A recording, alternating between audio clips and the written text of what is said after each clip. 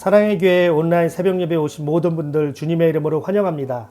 오늘도 예수 그리스도의 평강이 우리와 함께하기를 바랍니다.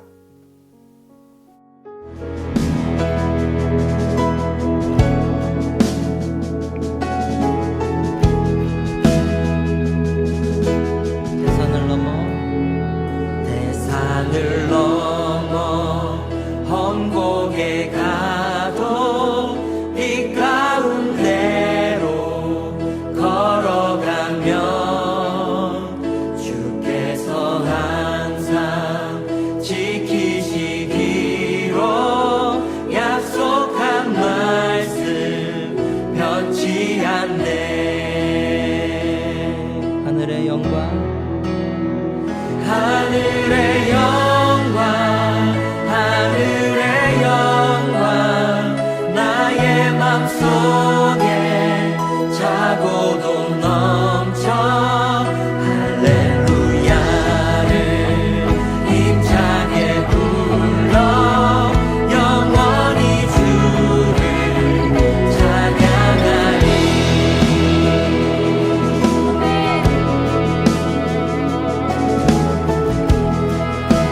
다시 한번 대산을 넘어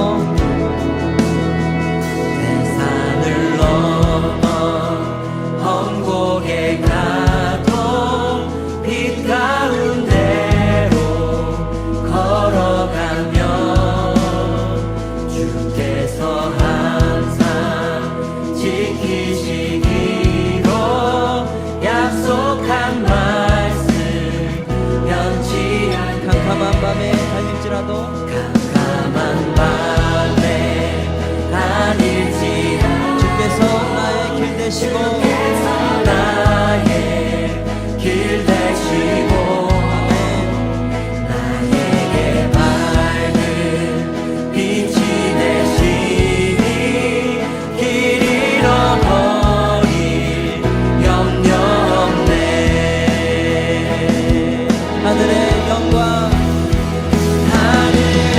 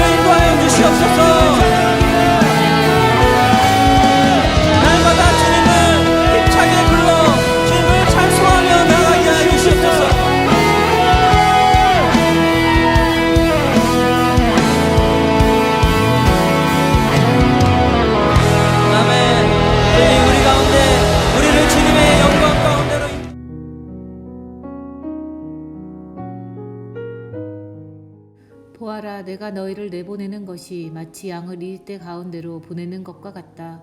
그러므로 너희는 뱀과 같이 슬기롭고 비둘기와 같이 순진해져라. 사람들을 조심하여라. 그들이 너희를 법정에 넘겨주고 그들의 회당에서 매질을 할 것이다. 또 너희는 나 때문에 총독들과 임금님들 앞에 끌려나가서 그들과 이방 사람 앞에서 증언할 것이다. 사람들이 너희를 관가에 넘겨줄 때에 어떻게 말할까 또는 무엇을 말할까 하고 걱정하지 말아라. 너희가 무슨 말을 해야 할지 그때의 지시를 받을 것이다. 말하는 이는 너희가 아니라 너희 안에서 말씀하시는 아버지의 영이시다.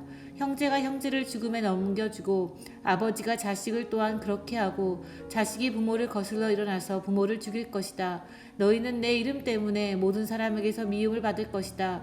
그러나 끝까지 견디는 사람은 구원을 얻을 것이다.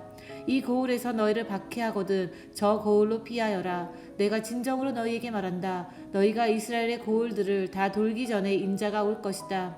제자가 스승보다 높지 않고 종이 주인보다 높지 않다. 제자가 제 스승만큼 되고 종이 제 주인만큼 되면 충분하다. 그들이 집 주인을 바알세불이라고 불렀거든 하물며 그 집 사람들에게야 얼마나 더 심하겠느냐. 그러므로 너희는 그들을 두려워하지 말아라. 덮어둔 것이라고 해도 벗겨지지 않을 것이 없고 숨긴 것이라 해도 알려지지 않을 것이 없다. 내가 너희에게 어두운 데서 말하는 것을 너희는 밝은 데서 말하여라. 너희가 귓속말로 듣는 것을 지붕 위에서 외쳐라. 그리고 몸은 죽일지라도 영혼은 죽이지 못하는 이를 두려워하지 말고 영혼도 몸도 둘 다 지옥에 던져서 멸망시킬 수 있는 불을 두려워하여라. 참새 2마리가 한 양에 팔리지 않느냐. 그러나 그 가운데서 하나라도 너희 아버지께 허락하지 않으시면 땅에 떨어지지 않을 것이다. 아버지께서는 너희의 머리카락까지도 다 세어놓고 계신다. 그러니 두려워하지 말아라. 너희는 많은 참새보다 더 귀하다. 누구든지 사람들 앞에서 나를 시인하면 나도 하늘에 계신 내 아버지 앞에서 그 사람을 시인할 것이다. 그러나 누구든지 사람들 앞에서 나를 부인하면 나도 하늘에 계신 내 아버지 앞에서 그 사람을 부인할 것이다. 지난주 주말이죠. 많은 양의 눈이 왔습니다. 오랜만에 이렇게 많은 눈이 온 것 같은데요. 눈이 오기 전에 일리노이 비상관리국은 눈 폭풍에 대하여 준비하라면서 여러 가지 지침을 주었습니다. 예를 들어서 음식, 물, 약품, 손전 등 예비 배터리와 같은 항목을 만드십시오. 또는 여행이 필요한 경우 응급처치 키트, 전화충전기, 여분의 옷 등을 준비하십시오. 비상용품을 차량에 준비하십시오. 또는 폭풍이 오기 전에 휴대폰을 충전하시고 가족과 함께 비상계획을 만들어 놓으세요. 또는 수도관이 얼지 않도록 조치를 취하십시오. 지난주 토요일 아침, 그러니까 눈 폭풍이 오기 몇 시간 전에 제가 이 지침을 보고 저도 제 나름대로 이 눈 폭풍에 대해서 준비를 했습니다. 그리고 준비를 다 마친 후에 마음속에 든든한 마음이 생겼어요. 이제 준비가 됐으니까 눈 폭풍이 와도 걱정이 없겠다. 그리고 눈 폭풍이 시작이 되었고 저는 준비한 장비들을 가지고 큰 어려움 없이 눈을 치우고 폭풍을 잘 넘어가게 되었습니다. 제가 눈 폭풍을 잘 지나갈 수 있었던 이유는 첫 번째로 일리노이 비상관리국의 지침 때문이었습니다. 비상관리국은 이미 눈 폭풍이 올 것을 알았고 저를 포함해서 사람들에게 준비하라고 지침을 했습니다. 앞으로 다가올 눈 폭풍에 대하여 미리 예고한 것이죠. 두 번째로 비상관리국의 지침대로 저는 제 나름대로 대비하고 준비했습니다. 그리고 준비가 되었기 때문에 큰 어려움 없이 지나갈 수 있었습니다. 오늘 말씀은 어제에 이어지는 말씀입니다. 예수님께서 제자들을 세상에 보내면서 너희들이 세상에서 어떠한 일을 당할 것인가에 대하여 미리 말씀해 주십니다. 그리고 그것에 대하여 준비하라, 대비하라. 이것이 오늘 말씀의 내용입니다.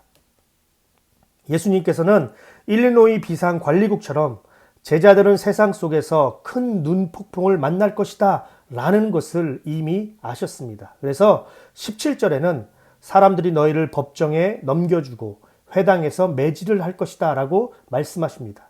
18절에는 총독들과 임금들 앞에 끌려갈 것이다. 22절에는 모든 사람에게 미움을 받을 것이다.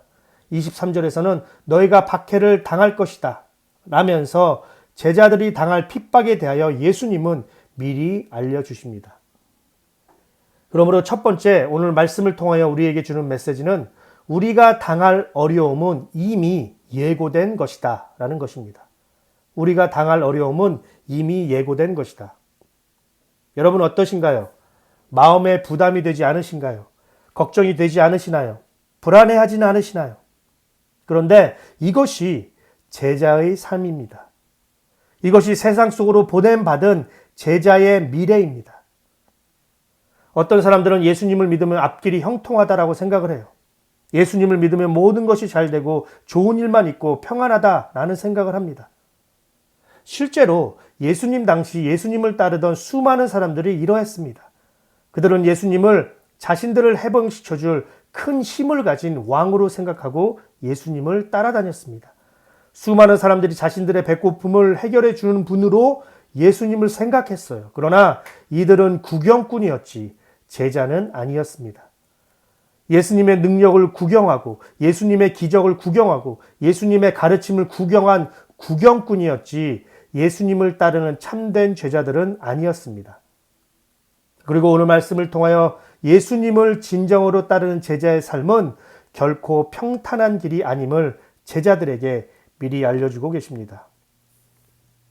예수님의 제자의 미래는 물론 평탄한 길도 있습니다. 좋은 일도 있고 축복도 있고 평안도 있습니다. 하지만 제자의 미래는 어려움 또한 있습니다.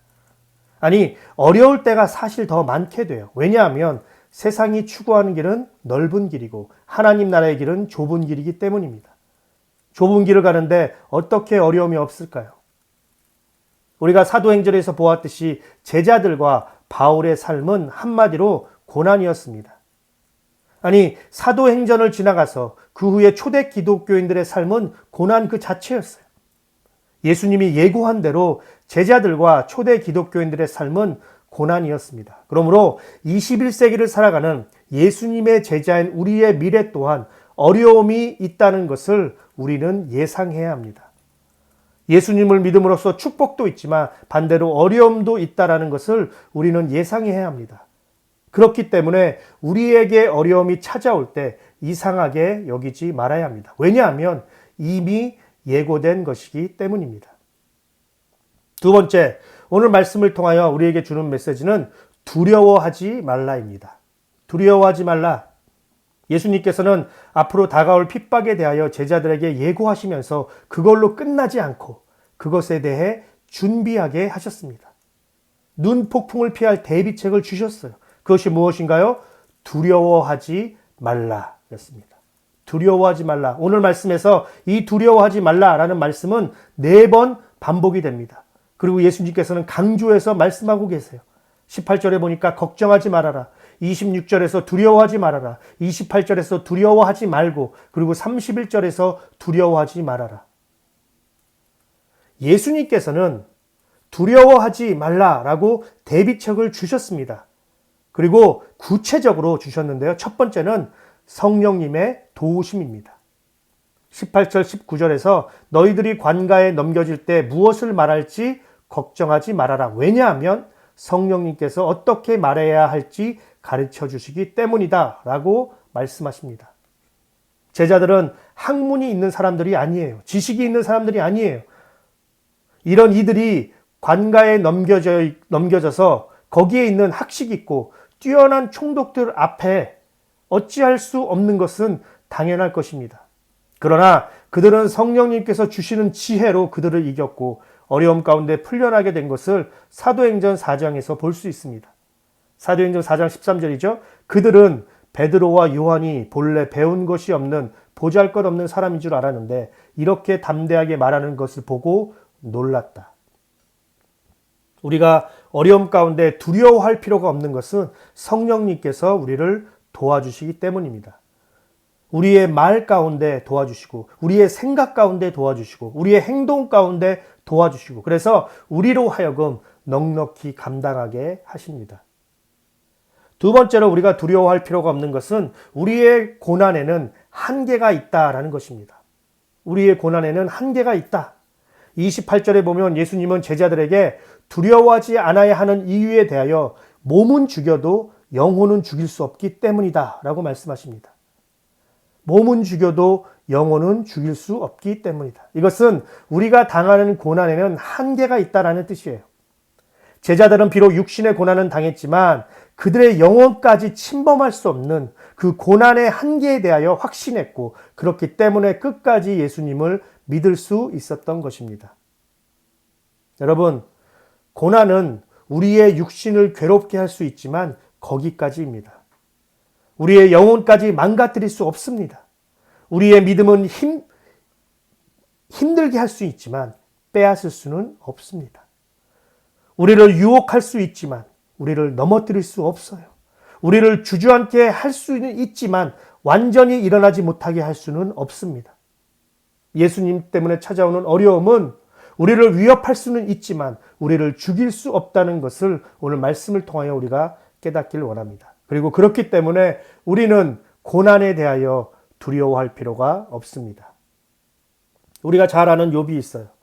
그는 사단의 공격으로 모든 재산이 빼앗기고 아내는 떠났고 자신의 몸은 질병에 걸렸습니다. 사단은 하나님께 욥의 재산을 빼앗겠습니다 라고 물어보자 하나님은 허락하셨어요. 아내가 떠날 때도 하나님은 묵묵히 보고 계셨어요.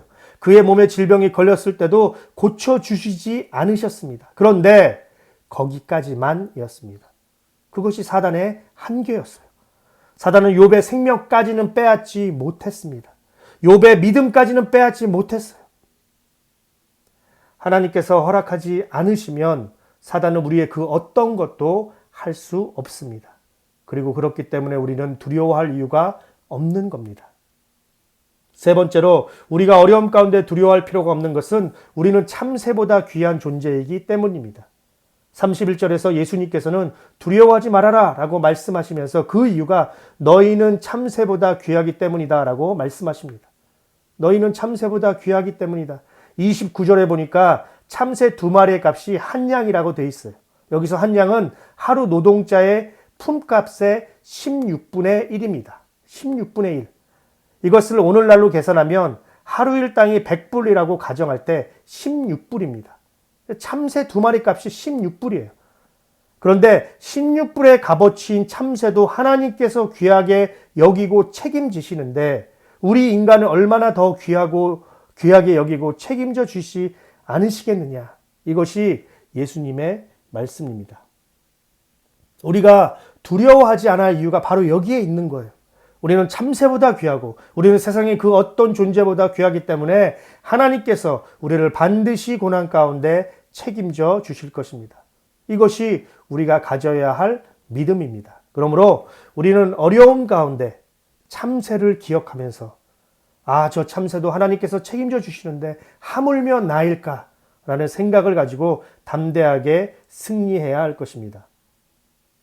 마지막으로 우리가 두려워해야 할 필요가 없는 이유는 우리를 세상에 보내신 분이 바로 예수님이기 때문입니다. 16절에 보니까 내가 너희를 보내는 것이 라고 기록되어 있습니다. 내가 너희를 보내는 것이, 여기서 내가는 예수님이겠죠. 그런데 이 내가라는 말이 헬라어로 에고라는 말인데 이 에고는 강조할 때 사용되는 헬라어의 강조 용법이에요. 제자들을 세상에 보내시는 분이 예수님임을 강조하고 있는 겁니다. 그런데 더 나아가서 이 에고라는 말은 하나님이라는 의미도 있습니다. 출애굽기에서 하나님이 모세에게 나는 스스로 있는 자다 라고 하나님에 대해 소개할 때 이 나는 이 헬라어로 에고예요. 그러니까 지금 제자들을 세상에 보내신 분은 하나님이신 예수 그리스도이다. 그러므로 너희는 두려워할 필요가 없다라는 의미입니다. 우리가 세상 가운데 두려워할 이유가 없는 것은 우리를 보내신 분이 바로 하나님이신 전능하신 예수 그리스도이시기 때문입니다. 우리가 예수님의 제자로 살아갈 때 다가오는 어려움 가운데 두려워할 필요가 없는 것은 우리를 보내신 분이 세상을 이기신 예수 그리스도이기 때문입니다. 내가 너희를 보내는 것 같이. 제자들에게 하나님의 말씀이 오늘 우리에게도 동일하다는 것을 다시 한번 깨닫는 우리 모두가 되기를 바랍니다. 말씀을 정리하겠습니다. 예수님의 제자로 살아가는 것은 어려운 일입니다. 이것은 이미 예고된 일입니다. 그러나 우리가 두려워할 이유가 없는 것은 우리를 보내신 분이 예수님이시기 때문입니다. 또한 우리 안에 성령께서 우리에게 지혜를 주시고 도와주시고 피할 길을 주시기 때문에 우리는 두려워할 이유가 없습니다. 더 나아가 우리는 참새보다 더 귀한 존재이기 때문에 하나님께서는 우리 한 사람 한 사람을 끝까지 책임져 주십니다. 이제 찬양과 더불어 기도함으로 오늘 새벽 예배를 마치도록 하겠습니다. 첫 번째 기도할 것은 오늘 말씀 가운데 나에게 들려지는 그 음성 붙잡고 함께 기도하길 원합니다. 두 번째는 아프신 분들을 위하여 우리가 중보하고 기도하는 시간을 갖도록 하겠습니다. 그리고 마지막으로 코로나를 위해서 계속해서 기도하고 또 우리 교회를 위하여 기도하는 이 시간 되어지기를 바랍니다. 우리 다 함께 찬양 드리겠습니다. 세상의 육시험이 내게 몰려올 때 나의 힘으론 그것들 모두 이길 수 없네. 거대한 폭풍 가운데 위축된 나의 영 어찌할 바를 몰라 헤매이고 있을 때 세상의 유혹 시험이 내게 몰려올 때 나의 힘으론 그것들 모두 이길 수 없네. 거대한 폭풍 가운데 위축된 나의 영 어찌할 바를 몰라 헤매이고 있을 때